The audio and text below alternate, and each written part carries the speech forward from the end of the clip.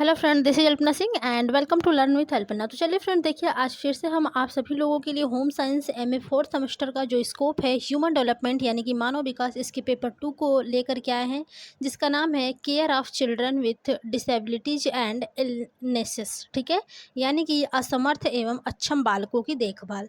तो इसके बारे में फ्रेंड्स आज हम लोग top 15 questions MCQ type base पर यानी कि डिस्कस करेंगे। ठीक है, आप सभी लोगों के साथ। और साथ ही साथ फ्रेंड्स, आप सभी लोग चैनल पर कंटिन्यू जुड़े रहिए और आप सभी लोगों को हम बेहतरीन और कम्प्लीटली तैयारी कराएंगे। ओके, आज फिर से हम आप सभी लोगों को फ्रेंड्स पेपर 2 की क्लास करा रहे हैं और कल आप लोगों को पेपर 3 यानी कि जो आप लोगों का साइंटिफिक राइटिंग है, वैज्ञानिक लेख, इसके बारे में क्वेश्चन सॉल्व कराएंगे। ठीक है, तो आज की क्लास हमारे सेकंड पेपर की रहने वाली है। तो फटाफट से फ्रेंड्स, अभी तक जिन लोगों ने चैनल को लाइक एंड सब्सक्राइब नहीं किए हैं वे लोग कर लीजिए। चैनल है आपका लर्न विथ अल्पना और अपने सभी दोस्तों को फ्रेंड्स अपने व्हाट्सएप, फेसबुक, इंस्टा और टेलीग्राम के जरिए शेयर करिए ताकि सभी लोगों को हेल्प मिल सके। ठीक है, तो चलिए देखिए आज हमारे most important MCQ type questions क्या क्या हैं। ओके, तो सबसे पहला क्वेश्चन होगा फ्रेंड्स आज का हमारा कि जिन बालकों में, ठीक है, जिन बालकों में औसत बालकों से अधिक या कम गुण पाए जाते हैं वे किस बालक के अंतर्गत आते हैं, या फिर आप लिख सकते हैं कि किस प्रकार के बालक के अंतर्गत आते हैं। यानी कि जिन बालकों में औसत बालकों से अधिक, ठीक है, यानी कि सामान्य बालकों से अधिक या फिर सामान्य बालकों से कम गुण पाए जाते हैं, ठीक है, वो किस प्रकार के बालक यानी कि किस प्रकार के बालकों के अंतर्गत आते हैं। पहला ऑप्शन है आपका सामान्य बालक, सेकंड है विकलांग बालक, थर्ड ऑप्शन है आपका विशिष्ट बालक, फोर्थ ऑप्शन है आपका औसत बालक। तो देखिए फ्रेंड्स, औसत का मतलब होता है सामान्य। ठीक है, हमने आपको पिछले क्लास यानी कि कल की क्लास में भी बताया था कि जो सामान्य से ज़्यादा होते हैं, ठीक है, यानी कि जो लोग विशिष्ट सॉरी जो लोग प्रतिभाशाली बालक के अंतर्गत आते हैं, ठीक है, वो भी आपके विशिष्ट बालक ही कहलाते हैं। और जो लोग सामान्य से नीचे की गुण पाए जाते हैं, यानी कि जो लोग सामान्य से नीचे यानी कि 70 से कम आईक्यू लेवल वाले बच्चे होते हैं, वो भी विशिष्ट बालक को ही अंतर्गत आते हैं। ठीक है, तो यहाँ पर आपका जो राइट ऑप्शन होगा फ्रेंड्स, ऑप्शन नंबर आपका थर्ड बिल्कुल करेक्ट हो जाएगा, विशिष्ट बालक। ठीक है, ध्यान दीजिएगा, क्वेश्चन आप लोगों को मोस्ट इंपॉर्टेंट है, इसी बेस पर आप लोगों के एग्जाम में भी क्वेश्चंस पूछे जाएंगे। चलिए अब हम लोग अपने अगले क्वेश्चन की ओर चलते हैं और देखेंगे अगला क्वेश्चन हमारा क्या है। अगला क्वेश्चन है आप लोगों का कि विशिष्ट बालक कौन कौन से होते हैं।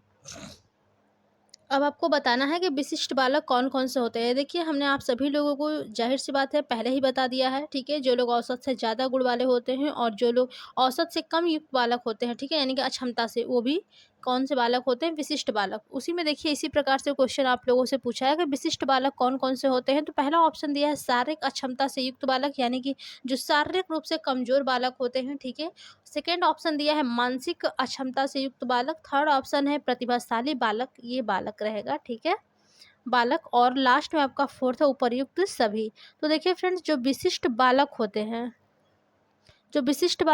फ्रेंड्स, वो शारीरिक अक्षमता से जो युक्त यानी कि जो शारीरिक रूप से कमजोर होते हैं, जो लोग मानसिक रूप से कमजोर होते हैं, ठीक है, ये दोनों ही आपके विशिष्ट बालक के अंतर्गत आते हैं। और जो प्रतिभाशाली बालक होता है, यानी कि जिनका आईक्यू लेवल 130, 140, ठीक है, और या फिर कभी कभी 150 के ऊपर भी देखने को मिल सकता है। ठीक है, तो ये सब प्रखर बुद्धि वाले प्रतिभाशाली यानी कि विशिष्ट बालकों के अंतर्गत आते हैं, जिसे हम लोग मेधावी बालक भी बोलते हैं। ठीक है, जो लोग 150 आईक्यू से ऊपर रहते हैं उन लोगों को हम मेधावी बालक बोलते हैं। ठीक है, तो ये भी अपने आप में एक विशिष्ट होते हैं। ठीक है, यानी कि अच्छे लेवल के विशिष्ट होते हैं। और जो कुछ लोग निम्न लेवल के जो विशिष्ट बालक होते हैं, वो यानी कि वो भी विशिष्ट बालकों के ही अंतर्गत आते हैं। ठीक है, तो यहाँ पर आपका जो राइट ऑप्शन होगा फ्रेंड्स, ऑप्शन नंबर आपका फोर्थ बिल्कुल करेक्ट होगा, उपर्युक्त सभी, यानी कि विशिष्ट बालक के अंतर्गत कौन कौन से आते हैं। तो जो शारीरिक अक्षमता से युक्त बालक होते हैं फ्रेंड्स, वो भी विशिष्ट बालक कहलाएंगे। मानसिक अक्षमता से जो युक्त बालक होंगे वो लोग भी विशिष्ट बालक कहलाएंगे। और जो प्रतिभाशाली बालक होंगे वो भी आपके विशिष्ट बालकों के अंतर्गत ही आएंगे। ठीक है, तो यहाँ पर आपका राइट ऑप्शन आपका फोर्थ बिल्कुल करेक्ट होगा फ्रेंड्स। चलिए अगले क्वेश्चन की ओर चलेंगे। और अब हम लोग देखिए जो हमारा टॉपिक है दृष्टि विकलांग एवं कमजोर नजर वाले बालक, ठीक है, उससे संबंधित हम लोग क्वेश्चन यहाँ पर सॉल्व करेंगे अपने। ठीक है, क्वेश्चन है आपका कि किसके बिना संपूर्ण संसार अंधकारमय लगता है। देखिए इसी टाइप के क्वेश्चन फ्रेंड्स आपके पेपर में भी बनेंगे, ठीक है। और जो भी आपके क्वेश्चन है थोड़ा सा ध्यान से देखिएगा, ताकि क्वेश्चन जो भी आपके मिड टर्म के एग्जाम हो या फिर फाइनल आपके एग्जाम हो, ठीक है, उसमें कोई भी समस्याएं आप लोगों को उपलब्ध ना हो, ठीक है। और देखिए काफ़ी पहले से तैयारी स्टार्ट कर दी गई है चैनल पर, ताकि आप सभी लोगों को सेकेंड सेमेस्टर में जैसे कि टाइम नहीं मिला था, ठीक है, बट फोर्थ सेमेस्टर में ऐसा ना हो। तो जो क्वेश्चन पूछा गया था कि किसके बिना संपूर्ण संसार अंधकारमय लगता है, नेत्र के बिना, ठीक है, कान के बिना, नाक के बिना या फिर जीभ के बिना। तो यहाँ पर करेक्ट ऑप्शन क्या होगा फ्रेंड्स, वो आपका हो जाएगा नेत्र के बिना। देखिए आप सुन नहीं सकते हैं, ठीक है, फिर भी आप देख करके समझ सकते हैं चीज़ों को, ठीक है। तो यहाँ पर अंधकारमय नहीं होगा। नाक, यदि आप लोगों की नाक में कोई दिक्कत आ गई है, ठीक है, आप लोग कोई चीज़ सूंघ नहीं सकते हैं, फिर भी आप लोग उसका स्वाद ले सकते हैं। जीभ खराब है, फिर भी आप लोग देखिए देख सकते हैं, सुन सकते हैं, ठीक है। तो कोई दिक्कत नहीं है। लेकिन जब आपका नेत्र ही नहीं होगा तो आपके सामने प्रकाश होते हुए भी अंधकार सा छाया रहेगा, ठीक है। जब आप कुछ देख ही नहीं सकते हैं, केवल आप क्या है कि एक अपने आप से, मतलब यानी कि जैसे हम बोल सकते हैं कि स्पर्श के माध्यम से केवल अपना कार्य कर सकते हैं, ठीक है। तो जिनके पास नेत्र नहीं होता है, देखिए जो लोग नेत्रहीन होते हैं, जो लोग विकलांग यानी कि दृष्टि विकलांग जो लोग होते हैं, ठीक है, उनका जो संपूर्ण संसार होता है फ्रेंड्स, वो पूरा का पूरा अंधकारमय ही होता है, ठीक है। तो यहाँ पर जो राइट ऑप्शन बनेगा फ्रेंड्स, आपका ऑप्शन नंबर फर्स्ट बिल्कुल करेक्ट हो जाएगा। चलिए अगले क्वेश्चन की ओर चलते हैं और देखते हैं क्वेश्चन क्या है। क्वेश्चन है कि सभी अंगों में कौन सा अंग प्रधान होता है। तो आपको बताना है कि सभी अंगों में, यानी कि हाथ, पैर, नाक, कान, आँख, मुंह, ठीक है, जो भी आपके अंग है उसमें सबसे प्रधान किसका स्थान होता है या फिर कौन सा अंग प्रधान होता है। पहला ऑप्शन है आपका कान, सेकंड ऑप्शन है नेत्र, थर्ड ऑप्शन है आपका हाथ और लास्ट आपके फोर्थ ऑप्शन पैर, ठीक है। तो देखिए फ्रेंड, जो सभी अंगों में प्रधान अंग होता है वो आपका नेत्र होता है, ठीक है। नेत्र के बिना आप कुछ भी कार्य आपका जो भी है वो संभव नहीं हो पाता है, ठीक है। जब आप देख नहीं पाएंगे तो कोई कार्य अच्छे से आप कर नहीं पाएंगे, ठीक है। आपको यानी कि आपकी से हेल्प के लिए, ठीक है, या फिर आपकी सहायता के लिए हमेशा एक दूसरे की यानी कि किसी और की ज़रूरत आपको पड़ी रहेगी। बाकी आपका हाथ खराब है, पैर खराब है, आप कैसे भी करके आप कोई भी कार्य कर सकते हैं, लेकिन जब आपके पास नेत्र नहीं है तो आप कोई भी कार्य करने के लिए दूसरे की मदद लेनी पड़ेगी, ठीक है। और बहुत कम लोग हैं आज के डेट में कि जो हर पल आप सभी लोगों का, यानी कि जो लोग नेत्रहीन हैं उनका इतना ज़्यादा अच्छे से बेहतरीन तरीके से ख्याल रखें, क्योंकि उनके पास खुद के लाइफ में टाइम नहीं होता है, ठीक है। तो दूसरों का ख्याल रखना बहुत ही कम लोग पसंद करते हैं। तो इस प्रकार से यदि आप लोगों के पास नेत्र नहीं है तो आपको समझ लीजिए दुनिया है आपकी, जो पूरा का पूरा संसार है आपका, वो सब अंधकार में हो जाता है, ठीक है। तो यदि आपके क्वेश्चन में पूछ सकता है कि सभी अंगों में कौन सा अंग प्रधान होता है, तो यहाँ पर आप लोग नेत्र ऑप्शन टिक कर दीजिएगा। ओके, चलिए अगले क्वेश्चन की ओर चलते हैं। क्वेश्चन है आपका कि कौन से बालक प्रत्येक कार्य के लिए दूसरों पर आश्रित रहते हैं। बिल्कुल सही बात। देखिए अभी हमने बताया आपको पहले क्वेश्चन में, यानी कि पिछले वाले क्वेश्चन में, ठीक है। यहाँ पर भी क्वेश्चन आपसे पूछे गए हैं कि कौन से बालक प्रत्येक कार्य के लिए दूसरे पर आश्रित होते हैं। पहला ऑप्शन है आपका दृष्टि विकलांग बालक, सेकेंड है श्रवण विकलांग बालक, थर्ड है आपका सामान्य बालक और लास्ट है आपका फोर्थ, इनमें से कोई नहीं। तो देखिए फ्रेंड, जो दृष्टि विकलांग बालक होते हैं यही आप यानी कि किसी दूसरे पर, ठीक है, यानी कि किसी भी कार्य के लिए या फिर प्रत्येक कार्य के लिए, हर कार्य के लिए ये लोग दूसरे पर आश्रित होते हैं, क्योंकि वो देख तो सकते नहीं हैं उनको कहाँ जाना है कहाँ नहीं जाना है, ये उन्हें पता तो है नहीं, ठीक है। अदरवाइज ऐसे ही कहीं चले जाते हैं तो गिर जाएंगे, कहीं भी लड़ सकते हैं, ठीक है। तो इनको प्रत्येक कार्य के लिए अपने किसी दूसरे की आवश्यकता होती है, ये दूसरे पर ही आश्रित होते हैं पूरी तरीके से, ठीक है। यहाँ पर दिया है श्रवण बाधित, तो श्रवण बाधित बिल्कुल गलत होगा, क्योंकि देखिए फ्रेंड्स, भले ही बच्चा सुन नहीं सकता है लेकिन वो देख सकता है, कम से कम उसको इतना तो पता है कि नहीं हमें कहाँ जाना है, क्या खाना है, क्या पीना है, सामने सामान रखा हुआ है, जो उसको ठीक लगेगा वो लेगा, नहीं मन करेगा नहीं लेगा, ठीक है। वो सुन नहीं सकता है लेकिन वो देख सकता है, अपने कार्यों को वो बखूबी तो प्रकार से कर भी सकता है, ठीक है। लेकिन जो दृष्टि विकलांग बालक होते हैं, जब वो देख नहीं सकते हैं तो सुन के भी कोई, देखिए जो लोग देख नहीं सकते हैं सुन के भी बहुत ज़्यादा फ़ायदा है नहीं, क्योंकि सुनने से क्या ही होगा, ठीक है।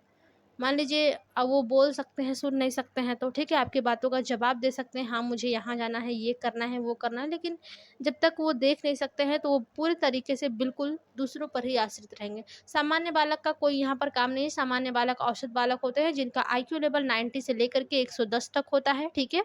तो इन लोगों को देखिए हमेशा दूसरे पर आश्रित नहीं होना पड़ता है, इनमें से कोई नहीं तो होगा ही नहीं, ठीक है। तो यहाँ पर जो राइट ऑप्शन होगा फ्रेंड्स, ऑप्शन नंबर फर्स्ट आपका बिल्कुल करेक्ट होगा कि जो दृष्टि विकलांग बालक होते हैं वो प्रत्येक कार्य के लिए दूसरों पर आश्रित होते हैं, ठीक है। चलिए अगले क्वेश्चन की ओर चलते हैं और देखेंगे अगला क्वेश्चन हमारा क्या है। क्वेश्चन है आपका कि किन बालकों को दया की नहीं अपितु पूर्ण सहयोग एवं सहायता की आवश्यकता होती है, ठीक है। अब आपको बताना है कि किन बालकों को दया की नहीं बल्कि पूर्ण सहयोग एवं सहायता की आवश्यकता होती है। पहला ऑप्शन है आपका श्रवण बाधित बालकों को, सेकंड है दृष्टि विकलांग बालकों को, थर्ड है मूढ़ बालकों को और लास्ट है आपका फोर्थ सामान्य बालकों को। तो देखिए फ्रेंड्स, किन बालकों को दया की नहीं अपितु पूर्ण सहयोग एवं सहायता की आवश्यकता होती है। तो यहाँ पर जो सबसे करेक्ट ऑप्शन बनेंगे फ्रेंड्स, ऑप्शन नंबर आपका सेकंड होगा कि दृष्टि विकलांग बालकों को।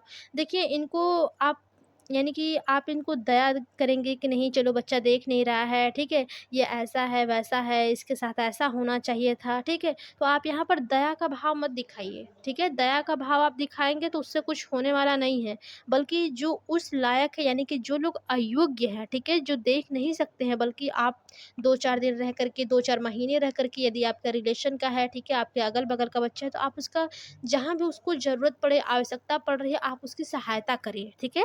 दया की उसको ज़रूरत नहीं है, दया दिखाने से किसी की समस्याओं का समाधान नहीं होता है, ठीक है, बल्कि उसकी सहयोग एवं सहायता करने से उसकी समस्याओं का समाधान हो सकता है, ठीक है। तो यहाँ पर जो राइट ऑप्शन होगा फ्रेंड्स, ऑप्शन नंबर आपका सेकंड बिल्कुल करेक्ट ऑप्शन हो जाएगा। ओके, चलिए अगले क्वेश्चन की ओर चलेंगे और देखेंगे अगला क्वेश्चन हमारा क्या कहता है। अगला क्वेश्चन है फ्रेंड्स आपका कि किन बालकों को अंधे बालकों की अपेक्षा थोड़ी कम समस्याएं होती हैं, ठीक है। यानी कि आपसे क्वेश्चन पूछा है कि किन बालकों को अंधे बालकों की अपेक्षा थोड़ी कम, यानी कि देखिए जो बालक अंधे होते हैं यानी कि उनको बिल्कुल भी दिखाई नहीं देती है, ठीक है, तो उनकी अपेक्षा थोड़ी कम समस्याएं किसको होती है। पहला ऑप्शन है दृष्टि विकलांग बालक को, सेकेंड ऑप्शन है श्रवण बाधित बालक को, थर्ड ऑप्शन है कमजोर नज़र वाले बालक को और लास्ट के आपके फोर्थ ऑप्शन है इनमें से कोई नहीं, ठीक है। तो देखिए फ्रेंड्स, आपसे जो क्वेश्चन पूछा गया है कि किन बालकों को अंधे बालकों की अपेक्षा थोड़ी सी कम समस्याएं होती हैं, तो यहाँ पर कमजोर नज़र वाले बालक होंगे, ठीक है। यानी कि देखिए जो अंधे बालक हैं इनको तो पूरी तरीके से समस्याएं होती हैं, ठीक है, और लेकिन जो कमजोर नज़र वाले हैं यानी कि जिनको हल्की फुल्की दिखाई देती है, ठीक है, एक आँख से, आप देखते हैं काफ़ी लोग ऐसे होंगे जिनको एक आँख से थोड़ी बहुत दिखाई देती है, एक आँख से बिल्कुल दिखाई नहीं देती है, तो उनको थोड़ी-सी कम समस्या होती है क्योंकि कम से कम वो जहाँ पर कुछ नहीं, उसकी जगह पे कुछ तो वो देख रहे हैं, ठीक है? अगर वो कुछ भी देख रहे हैं तो वो अपना बहुत ज़्यादा कार्य खुद से कर लेते हैं, वो पूरी तरीके से दूसरे पर डिपेंड नहीं होते। अभी आपको एक बात बता रही हूँ, ठीक है? हमारे मतलब जैसे पड़ोस में की है एक लड़की है, ठीक है? लगभग वो 18-19 साल की होगी, ठीक है? लेकिन उसकी दोनों आँखें फ्रेंड्स ऐसे हैं कि जैसे लगेगा कि उसको बिल्कुल भी दिखाई नहीं देता, ठीक है? कभी-कभी हम लोगों से यानी कि मिल भी लेती है, ठीक है? तो हम लोग यानी कि जब पहले की बात है, पहले हम लोगों से मिलती थी, अब तो काफ़ी कम मिलना-जुलना होता है किसी से। पहले मिलती थी तो उससे हम लोग पूछते थे तुमको दिखाई देता है? तो काफ़ी चीज़ें वो स्पर्श करके यानी कि छू करके वो बताती थी कि हाँ दीदी दिखता है, या फिर बहुत कम दिखता है, ठीक है? लेकिन उसको थोड़े बहुत भी दिखते हैं और उसको जो रास्ता है उसको बखूबी याद एकदम हो गया है कि आपको किस रास्ते से उसको अपने घर जाना है, किधर किसका घर है, उसको हर एक चीज़। और उसके घर के लोग यानी कि अगल-बगल के लोग बताते थे कि जितने अच्छे से ये बर्तन धुलती है, जितने अच्छे से ये कपड़े साफ़ तरीके से धुलती है, उतना तो जिसको दिखाई देता है वो भी नहीं करता है, ठीक है? तो देखिए उसके अंदर एक बहुत अच्छे गुण हैं, ठीक है? उसको दिखाई भले ही नहीं देता, कमज़ोर नज़र की है वो, ठीक है? उसको दिखाई भले ही कम देता है, लेकिन जो भी उसके कार्य होते हैं वो बखूबी अच्छे से करते हैं, यानी कि वो दूसरे पे डिपेंड नहीं है। बस समझ लीजिए कि वो खाना नहीं बना पाती है, ठीक है? क्योंकि भाई उसके माता-पिता को डर लगता है कि वो खाना वगैरह बनाएगी तो हो सकता है जल जाए, हमें समस्याएँ थोड़ी-सी ज़्यादा हो जाएँ, ठीक है? तो इस प्रकार से केवल वो खाना नहीं बना पाती है बाकी वो सारे काम इतने अच्छे से कर लेती है कि हम आप लोगों को क्या ही बता सकते हैं, ठीक है? तो ये देखिए जो कमज़ोर नज़र वाले होते हैं फ्रेंड्स ना, उनको अंधे बालकों की अपेक्षा थोड़ी-सी कम समस्याएँ होती हैं। अब देखिए हालाँकि अभी उसी की बात कर रहे हैं तो थोड़ा-सा उसी के बारे में बता देते हैं आप लोगों को कि उसके देखिए शादी-विवाह भी लग रहे हैं, ठीक है? लेकिन लड़की थोड़ी-सी भाई देखिए यानी कि विकलांग है तो लोग उतना पूछते नहीं हैं, ठीक है? और थोड़ी-सी जैसे कि निम्न कास्ट की है, ठीक है? मुस्लिम है वो, तो उन लोगों में थोड़ा-सा शादी वगैरह जल्दी हो जाते हैं, तो उसकी शादी-विवाह लग नहीं रहती है। उसके मम्मी-पापा भाई परेशान हैं कि लड़की हमारी विकलांग है, ठीक है? बट मैं चाहूँगी भगवान से प्रार्थना करूँगी कि उसके लिए भी कोई हो और उसकी भी लाइफ़ सेट हो जाए, ठीक है? तो यहाँ पर देखिए जो क्वेश्चन है फ्रेंड्स आई होप आप लोगों को बिल्कुल अच्छे से समझ में आ गया होगा, ठीक है? कमज़ोर नज़र वाले के बालकों के बारे में, ठीक है? तो चलिए यहाँ पर थर्ड ऑप्शन आपका बिल्कुल करेक्ट था, ठीक है? इस क्वेश्चन में काफ़ी टाइम लग गया, अगले क्वेश्चन की ओर चलते हैं हम लोग। क्वेश्चन है आपसे कि दृष्टि विकलांग बालकों को बांटा गया है यानी कि कितने भागों में बांटा गया है यानी कि जो दृष्टि विकलांग बालक है ठीक है उनको कितने भागों में बांटा गया है। पहला ऑप्शन है फ्रेंड्स आपका 3, ठीक है। देखिए यहाँ पर पहला ऑप्शन है आपका 3, दूसरा ऑप्शन है 4, तीसरा ऑप्शन है 6 और लास्ट के आपके चौथा ऑप्शन है 5। तो देखिए फ्रेंड्स जो दृष्टि विकलांग बालक है ठीक है उनको 3 भागों में बाँटा गया है, ठीक है? अभी अगले क्वेश्चन में हम आपको बताएँगे कि 3 कौन-कौन से भागों में बाँटा गया है, ठीक है? तो चलिए यहाँ पर आप लोग समझिएगा, क्वेश्चन आपको इस प्रकार से भी दे सकता है कि दृष्टि विकलांग बालकों को कितने भागों में बाँटा गया है, ओके? अगले क्वेश्चन की ओर चलेंगे और देखेंगे अगला क्वेश्चन हमारा क्या है। तो देखिए आपके अगले क्वेश्चन में है कि दृष्टि विकलांग बालकों को कौन-कौन से यानी कि दृष्टि विकलांग बालकों की, ठीक है? कौन-कौन से प्रकार होते हैं? पहला ऑप्शन है इसमें दृष्टिबाधिता आरंभ, ठीक है? ये हटा दीजिए इसको। दृष्टिबाधिता आरंभ होने की उम्र के आधार पर, सेकंड है आपका शैक्षिक आधार पर, थर्ड ऑप्शन है आपका चिकित्सकीय आधार पर और लास्ट के आपके फोर्थ ऑप्शन है उपर्युक्त सभी, ठीक है। तो देखिए फ्रेंड्स अभी हमने ऊपर बात किया था कि दृष्टि विकलांग को कितने भागों में बांटा गया था, ठीक है। तो मैंने बताया था आप सभी लोगों को 3। तो यहाँ पर देखिए जो आपके पहले दिए हैं दृष्टि बाधिता आरंभ होने की उम्र के आधार पर दृष्टि विकलांग बालक होते हैं, ठीक है। शैक्षिक आधार पर दृष्टि विकलांग बालक होते हैं और तीसरा आपका चिकित्सीय आधार पर दृष्टि विकलांग बालक होते हैं, ठीक है। तो यहाँ पर जो राइट ऑप्शन होगा फ्रेंड्स उपर्युक्त सभी आपका हो जाएगा, ठीक है। और ये सब प्रकार आप लोग याद कर लीजिएगा, कॉपी में नोट कर लीजिएगा, नोट्स बनाते चलिए, ठीक है। या फिर देखिए अभी हम आप लोगों को पीडीएफ प्रोवाइड करेंगे, ठीक है। तो आप लोग पीडीएफ भी ले लीजिएगा, आप लोगों को नोट्स बनाने की ज़रूरत नहीं पड़ेगी, ठीक है। और आगे भी आप लोगों को टीजीटी, पीजीटी वगैरह, एलटी वगैरह में ये सब सारे क्वेश्चन जो है वो काम ही आएँगे, ठीक है। टीजीटी, पीजीटी में देखिए काफ़ी छोटे क्वेश्चन पूछे जाते हैं, तो ये सब ह्यूमन डेवलपमेंट के क्वेश्चन भी उसमें आते हैं, ठीक है। तो जो भी ये सारे क्वेश्चन हैं आप लोगों को आगे चल के काम ही आएँगे। चलिए अगले क्वेश्चन की ओर चलते हैं, यहाँ पर राइट ऑप्शन आपका 4th बिल्कुल करेक्ट होगा। अगला क्वेश्चन है आपका कि दृष्टिबाधिता आरंभ होने की उम्र के आधार पर कौन-कौन से दृष्टि विकलांग बालक होते हैं? अभी आपका जो पहला दृष्टि विकलांग बालकों के प्रकार था कि दृष्टिबाधिता आरंभ होने की उम्र के आधार पर, ठीक है? कौन-कौन से दृष्टि विकलांग बालक होते हैं? तो इसमें पहला आपका है फ्रेंड जन्मजात दृष्टिहीनता यानी कि जो बच्चे पैदाइशी दृष्टिहीनता से विकलांग होते हैं यानी कि दृष्टि विकलांग होते हैं और दूसरा है कि आकस्मिक या फिर जन्म के पश्चात दृष्टिहीनता, ठीक है। तो देखिए फ्रेंड्स ये दोनों है दृष्टिबाधिता आरंभ होने की उम्र के आधार पर ये विकलांग बालक है यानी कि कुछ बालक जन्मजात ही दृष्टिहीन होते हैं और कुछ जन्म के पश्चात दृष्टिहीन बालक हो जाते हैं, ठीक है। थर्ड ऑप्शन आपका था दोनों और चौथा था आपका इनमें से कोई नहीं। तो यहाँ पर जो राइट ऑप्शन होगा फ्रेंड्स ऑप्शन नंबर आपका थर्ड क्या हो जाएगा, दोनों। तो चलिए देखिए इसके बारे में हम आप लोगों को थोड़ा-सा समझा देते हैं कि जन्मजात दृष्टिहीनता और आकस्मिक या फिर जन्म के पश्चात दृष्टिहीनता, ठीक है? इसमें देखिए फ्रेंड्स जो जन्मजात दृष्टिहीनता होती है, ठीक है? इसमें देखिए वे बालक होते हैं जो जन्मतः यानी कि जन्म के समय है दृष्टिहीन होते हैं, ठीक है? इनके रंग, आकार, आकृति, समय संबंधी जो भी धारणाएँ होती हैं वो विकसित करने हेतु दृश्य के स्थान पर स्पर्श एवं श्रव्य ज्ञानेंद्रियों पर निर्भर रहना पड़ता है, ठीक है। यानी कि ये तो देख तो पाते नहीं है, ठीक है, तो इन्हें स्पर्श यानी कि छू करके और श्रव्य यानी कि सुन करके ही अपने ज्ञानेंद्रियों पर निर्भर रहना पड़ता है, ठीक है। तो इस प्रकार से ये जन्मजात दृष्टिहीनता के अंतर्गत आते हैं। दूसरा इसमें क्या था आपका, आकस्मिक या फिर जन्म के पश्चात दृष्टिहीनता। इसमें देखिए फ्रेंड्स, वे बालक होते हैं जो पैदा होते ही तो दृष्टि संवेदना के साथ हुए होते हैं, ठीक है। यानी कि पैदा जब होते हैं तो वो देख पाते हैं, ठीक है, वो दृष्टि विकलांग नहीं होते हैं, ठीक है। लेकिन देखिए जब ये जन्म के बाद अचानक किसी बीमारी या फिर चोट या फिर दुर्घटना इनके साथ हो जाती है, ठीक है, तो इस कारण से ये क्षतिग्रस्त हो जाते हैं और इनकी जो दृष्टि होती है वो चली जाती है, ठीक है। तो इस प्रकार से आप दृष्टिबाधिता आरंभ होने की उम्र के आधार पर देखेंगे तो एक आपका जन्मजात दृष्टिहीनता होगा और सेकेंड आपका आकस्मिक या फिर जन्म के पश्चात दृष्टिहीनता होता है, ठीक है। तो यहाँ पर right option friends, option number आपका थर्ड बिल्कुल करेक्ट हो जाएगा। आई होप फ्रेंड्स आप सभी लोगों को क्वेश्चन सारे के सारे समझ में आ रहे होंगे, ठीक है। एक बार आप लोग हमें कमेंट बॉक्स में कमेंट करके बता दीजिएगा और साथ ही साथ लाइक शेयर सब्सक्राइब आप लोग करते चलिए, अपने सभी दोस्तों को शेयर भी करते चलिए, ठीक है। चलिए अगले क्वेश्चन की ओर चलेंगे। अगला क्वेश्चन है आपका कि चिकित्सीय आधार पर कौन कौन से दृष्टि विकलांग बालक होते हैं, ठीक है। ये आपका दृष्टि है, यानी कि चिकित्सीय आधार पर कौन कौन से दृष्टि विकलांग होते हैं। पहला ऑप्शन है इसमें आपका संपूर्ण दृष्टिहीन या फिर वैधानिक, ठीक है। सेकेंड ऑप्शन है आपका यानी कि वैधानिक दृष्टिहीन और सेकंड ऑप्शन है आंशिक दृष्टि बालक और थर्ड ऑप्शन है दोनों और लास्ट के आपके चौथे ऑप्शन है कोई नहीं। तो देखिए यहाँ पर जो सबसे करेक्ट ऑप्शन होगा फ्रेंड्स, जो चिकित्सीय आधार पर कौन कौन से विकलांग बालक होते हैं, ठीक है। तो देखिए संपूर्ण दृष्टिहीन या फिर वैधानिक बालक होते हैं और सेकेंड आपका आंशिक दृष्टि बालक भी होते हैं, ठीक है।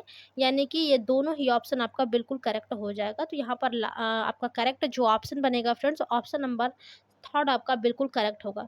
देखिए फ्रेंड्स आपको बता दें कि जो संपूर्ण दृष्टिहीन या फिर वैधानिक दृष्टिहीन बालक होते हैं, ठीक है, तो देखिए इस वर्ग में फ्रेंड्स वे सभी बालक आते हैं जो जन्म से या फिर जन्म के पश्चात, ठीक है, जन्म के पश्चात पूर्ण या फिर आंशिक रूप से दृष्टिहीन होते हैं। ये सब आपके संपूर्ण दृष्टिहीन या फिर वैधानिक दृष्टिहीन बालक हाँ ठीक है, बालक के अंतर्गत आते हैं, ठीक है। दूसरा आपका दिया गया था आंशिक दृष्टि बालक, ठीक है, यानी कि देखिए जो आपका आंशिक दृष्टि बालक होते हैं, ठीक है, ये आपके चिकित्सकीय वर्गीकरण के अनुसार उन्हें आंशिक दृष्टि बालक कहा जाता है, जिसमें देखिए कुछ आपके दृष्टि संवेदना शेष रहती है, यानी कि जो पूर्ण रूप से दृष्टिहीन नहीं होते हैं, ठीक है, जिनकी दृष्टि तीव्रता जो होती है वो आपका यानी कि ठीक है, जो दृष्टि तीव्रता होती है फ्रेंड्स तो वो आपका 70 से लेकर के 200 के मध्य तक होती है, ठीक है, और जो अपनी शेष दृष्टि का प्रयोग विशेष परीक्षण एवं उपकरणों के साथ करते हैं, ठीक है। तो इस प्रकार से ये दोनों ही सही हो जाएगा। और देखिए चिकित्सीय आधार पर फ्रेंड्स कुछ अन्य परिस्थितियां भी होती हैं जिसे हम लोग आइक्यूलर मोटिलिटी कहते हैं, ठीक है, और कुछ आपके एक और ठीक है, 2-3 और नाम है। एक आपका होता है नाइस्टेगमस, ठीक है, एक आपका स्ट्रैबिस्मस होता है और आपका एक फोटोफोबिया होता है, ठीक है। तो ये सब भी आपके चिकित्सीय आधार पर दृष्टि विकलांग बालक होते हैं, ठीक है। अभी इसके बारे में भी हम कुछ क्वेश्चंस आप लोगों को सॉल्व कराएंगे। अभी फ़िलहाल के लिए जो भी क्वेश्चन है आप लोग देखते रहिए, ठीक है। तो यहाँ पर थर्ड ऑप्शन आपका बिल्कुल करेक्ट है। अगला क्वेश्चन है कि शैक्षिक आधार पर कौन से दृष्टि विकलांग बालक होते हैं, यानी कि शैक्षिक आधार पर कौन कौन से दृष्टि विकलांग होते हैं। तो पहला ऑप्शन है इसमें आपका शैक्षिक दृष्टिहीनता, सेकंड ऑप्शन है आपका निम्न दृष्टिता, थर्ड ऑप्शन है दोनों और लास्ट के चौथे ऑप्शन है आपका कोई नहीं, ठीक है। तो देखिए फ्रेंड्स यहाँ पर जो शैक्षिक आधार पर कौन कौन से दृष्टि विकलांग होते हैं, ठीक है, तो जो शैक्षिक आधार पर दृष्टि विकलांग होते हैं वो आपके यहाँ पर शैक्षिक दृष्टिता हीनता, ठीक है, और निम्न दृष्टिता ये दोनों ही आपके होते हैं, ठीक है। तो यहाँ पर भी राइट ऑप्शन क्या हो जाएगा, ऑप्शन नंबर थर्ड बिल्कुल करेक्ट होगा। देखिए फ्रेंड जो दृष्टिहीन यानी कि जो शैक्षिक दृष्टिहीनता के बालक होते हैं, ठीक है, इस श्रेणी में देखिए वे सभी बालक आते हैं फ्रेंड्स जो जन्म से या फिर जन्म के पश्चात पूर्ण या फिर आंशिक रूप से दृष्टिहीन होते हैं, ठीक है। यानी कि जिन्हें सीखने हेतु आंखों के स्थान पर अन्य ज्ञानेंद्रियों जैसे श्रव्य स्पर्श संवेदनाओं पर निर्भर रहना पड़ता है, अभी हमने ऊपर भी बताया था, ठीक है। तो ये शैक्षिक आधार पर आपके शैक्षिक दृष्टिता हीनता के अंतर्गत आता है। जो निम्न दृष्टि बालक होते हैं फ्रेंड्स, यानी कि इस वर्ग में वे बालक आते हैं जिनमें यानी कि जिनको कुछ दृष्टि शेष रहती है, यानी कि कुछ यानी कि थोड़ी बहुत दृष्टि शेष रहती है, थोड़ी बहुत उनको दिखाई देती है, ठीक है। और अपनी शेष दृष्टि का उपयोग जो है वो सीखने संबंधी प्रक्रिया में विशेष उपचार एवं सहायक उपकरणों जैसे कि चश्मा वगैरह लगा करके, ठीक है, लेंस वाली, ठीक है, इस प्रकार से वो सहायता एवं विशेष रूप से तैयार शिक्षण सामग्री जैसे कि बड़ी छपाई, उभरे अक्षर, ठीक है, इन सभी का प्रशिक्षण के पश्चात कर सकते हैं और अपने दैनिक जीवन कौशल को चलने फिरने संबंधी स्वतंत्रता प्राप्त कर अपना आत्मनिर्भर जीवन वो व्यतीत कर सकते हैं, जो निम्न दृष्टिता वाले बालक होते हैं, ठीक है। तो शैक्षिक आधार पर भी आपके दो प्रकार के दृष्टि विकलांग बालक होते हैं। पहला आपका है शैक्षिकीय दृष्टिहीनता, सेकंड है आपका निम्न दृष्टिहीनता। तो यहाँ पर जो राइट ऑप्शन बनेगा फ्रेंड्स, ऑप्शन नंबर आपका थर्ड बिल्कुल करेक्ट हो जाएगा। चलिए अगले क्वेश्चन की ओर चलेंगे और देखेंगे अगला क्वेश्चन हमारा क्या है। देखिए अगला क्वेश्चन है आपका कि जब व्यक्ति की दोनों आंखें मिलकर एक प्रतिबिंब का निर्माण न करके एक से अधिक प्रतिबिंब निर्मित करती है तो व्यक्ति किस प्रकार की बाधिता से पीड़ित होता है। यानी कि जब कोई भी व्यक्ति यानी कि किसी भी व्यक्ति की दोनों आंखें मिलकर एक प्रतिबिंब का निर्माण नहीं, आप देखेंगे कि यदि जैसे आप लोगों की आंखें अच्छी हैं, ठीक है, स्वस्थ हैं, ठीक है, तो आप लोगों का दोनों आंखें मिलकर के एक ही प्रतिबिंब बनाती है। लेकिन देखिए कुछ व्यक्ति ऐसे होते हैं जिनकी दोनों आँखें मिलकर एक प्रतिबिंब का निर्माण नहीं करती हैं, बल्कि अलग-अलग चीज़ों को अलग-अलग तरह की यानी कि दिशाओं में देखती हैं, यानी कि अलग-अलग प्रतिबिंब वो निर्मित करते हैं, ठीक है? तो वो जो व्यक्ति होता है वो किस प्रकार की बाधिता से पीड़ित होता है? पहला ऑप्शन आपका दिया है स्ट्रैबिस्मस, सेकंड है आपका नाइस्टिगमस, थर्ड है आपका आइक्यूलर मोटिलिटी और फोर्थ ऑप्शन है आपका इनमें से कोई नहीं, ठीक है? तो यहाँ पर देखिए फ्रेंड जो आपसे क्वेश्चन पूछा गया था, 1 मिनट, ये क्या हो रहा है? हाँ, चलिए ठीक है। जो क्वेश्चन देखिए आपसे पूछा गया था कि जब व्यक्ति की दोनों आँखें मिलकर एक प्रतिबिंब का निर्माण न करके एक से अधिक प्रतिबिंब निर्मित करती है, तो जो व्यक्ति है वो किस प्रकार की बाधिता से, ठीक है, यानी कि किस रोग से वो पीड़ित होता है, ठीक है। तो यहाँ पर जो करेक्ट ऑप्शन होगा फ्रेंड्स वो आपका ऑप्शन नंबर थर्ड बिल्कुल करेक्ट हो जाएगा, आइक्यूलर मोटिलिटी, ठीक है। जो व्यक्ति आइक्यूलर मोटिलिटी से देखिए फ्रेंड्स पीड़ित होता है, ठीक है, उसको यानी कि दोनों आँखें मिलकर एक प्रतिबिंब का निर्माण न करके वो दोनों आँखें यानी कि अपनी जो प्रतिबिंब का निर्माण होती हैं वो अलग-अलग करती हैं, ठीक है? यानी कि एक से अधिक प्रतिबिंब का निर्माण करती हैं, ठीक है? तो यहाँ पर जो राइट ऑप्शन बनेगा फ्रेंड्स ऑप्शन नंबर आपका थर्ड बिल्कुल करेक्ट हो जाएगा। चलिए अगले क्वेश्चन की ओर चलेंगे और देखेंगे अगला क्वेश्चन हमारा क्या है। देखिए अगला क्वेश्चन है कि जिसमें या फिर जिस व्यक्ति में आप बोल सकते हैं, ठीक है, जिसमें दृष्टि में अस्थिरता, ठीक है, यहाँ पर अस्थिरता रहेगा, अस्थिरता की वजह से देखने एवं पढ़ने में असुविधा होती है वो व्यक्ति किस बाधिता से पीड़ित होता है। यानी कि जिस व्यक्ति में देखने और पढ़ने में असुविधा होती है तो वो जो व्यक्ति होता है किस व्याधिता यानी कि बाधिता से पीड़ित होता है। पहला ऑप्शन है नैस्टेगमस, सेकंड ऑप्शन है वर्णांधता, थर्ड ऑप्शन है फोटोफोबिया और लास्ट के फोर्थ ऑप्शन है इसमें से कोई नहीं। तो देखिए फ्रेंड जिस व्यक्ति में यानी कि दृष्टि अस्थिर रहती है, ठीक है, जिसकी वजह से उसको पढ़ने और देखने में असुविधा होती है, तो वो जो यानी कि जो व्यक्ति होता है फ्रेंड्स वो आपके नैस्टेगमस बाधिता से पीड़ित होता है, ठीक है। यानी कि यहाँ पर जो राइट ऑप्शन होगा ऑप्शन नंबर आपका फर्स्ट बिल्कुल करेक्ट हो जाएगा। ओके फ्रेंड्स ये सब क्वेश्चन ध्यान से देखिएगा, ये सब सारे मोस्ट इम्पॉर्टेंट क्वेश्चन हैं और आपके एग्जाम में भी आ सकते हैं, ठीक है। मोस्ट चलिए ठीक है, अच्छा ठीक है, इसमें लिखने में हमको थोड़ा सा दिक्कत होता है, ठीक है, इसलिए हम बहुत ज़्यादा ये इस पर टाइपिंग नहीं करते हैं। आपको जो भी हमें बताना रहता है हम पहले से ही टाइप करके रखते हैं, ठीक है। तो यहाँ पर फर्स्ट ऑप्शन आपका बिल्कुल करेक्ट होगा और आज के हम लोग अपने लास्ट क्वेश्चन की ओर चलेंगे और देखेंगे कौन से क्वेश्चन है, ठीक है।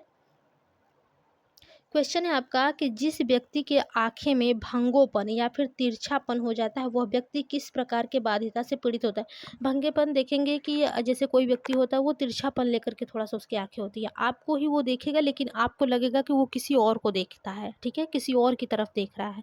ऐसा बहुत लोग मैंने भी कई लोगों को देखा है, ठीक है। इस प्रकार के यानी कि जिन लोगों के व्यक्ति में जो भी भंगेपन होते हैं, तिरछापन होता है, तो वो जो व्यक्ति होता है फ्रेंड्स वो किस प्रकार की बाध्यता से पीड़ित होता है, ठीक है। तो पहला ऑप्शन दिया है इसमें रतौंधी, सेकंड ऑप्शन है स्ट्रेबिस्मस, ठीक है। सेकंड थर्ड ऑप्शन है आपका दोनों, और लास्ट के चौथा ऑप्शन है कोई नहीं। तो देखिए फ्रेंड, जो यानी कि जिस व्यक्ति की आंखों में भंगोपन या फिर तिरछापन हो जाता है, तो वो किस प्रकार की बाध्यता से पीड़ित होता है, तो यहाँ पर जो सबसे करेक्ट ऑप्शन होगा फ्रेंड्स, ऑप्शन नंबर आपका सेकंड बिल्कुल करेक्ट हो जाएगा, स्ट्रेबिस्मस, ठीक है। स्ट्रेबिस्मस, वो स्ट्रेबिस्मस रोग से पीड़ित होता है, इसलिए उसकी आंखों में भंगोपन या फिर तिरछापन हो जाता है, ठीक है। तो यहाँ पर आपका सेकंड ऑप्शन बिल्कुल करेक्ट है। देखिए फ्रेंड्स, आज के हमने जितने भी 15 क्वेश्चन आप लोगों को कराए हैं, ठीक है, ये आपके मोस्ट इंपॉर्टेंट है एग्जाम में, यानी कि एग्जाम की दृष्टि से, ठीक है। तो ध्यान दीजिएगा क्वेश्चन को, और कल हम आप लोगों को थर्ड पेपर का क्लास कराएंगे, ठीक है, यानी कि साइंटिफिक राइटिंग, जिसे हम लोग वैज्ञानिक लेख कहते हैं, ठीक है। तो चलिए फ्रेंड्स, अभी तक जिन लोगों ने चैनल को लाइक एवं सब्सक्राइब नहीं किए हैं, वह लोग कर लीजिए, चैनल है आपका लर्न विथ अल्पना, ठीक है। और अपने सभी दोस्तों को फ्रेंड्स अपने व्हाट्सएप, फेसबुक, इंस्टा और टेलीग्राम के जरिए शेयर करिए, और आप सभी लोग फ्रेंड्स टेलीग्राम से भी जुड़ जाइए, ठीक है। कुछ चीज़ें यानी कि जो भी हमें इम्पॉर्टेंट आप लोगों को इन्फॉर्मेशन देना होता है, क्लास चलेगी नहीं चलेगी, कब से चलेगी, या जो कुछ भी होता है, ठीक है, वो सब हम आप लोगों को टेलीग्राम चैनल के माध्यम से प्रोवाइड करते हैं, ठीक है। तो आप लोग वहाँ पर जुड़ जाइएगा, टेलीग्राम चैनल को भी हम डिस्क्रिप्शन बॉक्स में आपको दे देंगे। तो चलिए, आज की क्लास में बस इतना ही, मिलेंगे आप सभी लोगों से अपने अगली क्लास में, यानी कि थर्ड पेपर की क्लास में, वैज्ञानिक लेख के क्लास में, ठीक है। तब तक के लिए धन्यवाद, बाय बाय।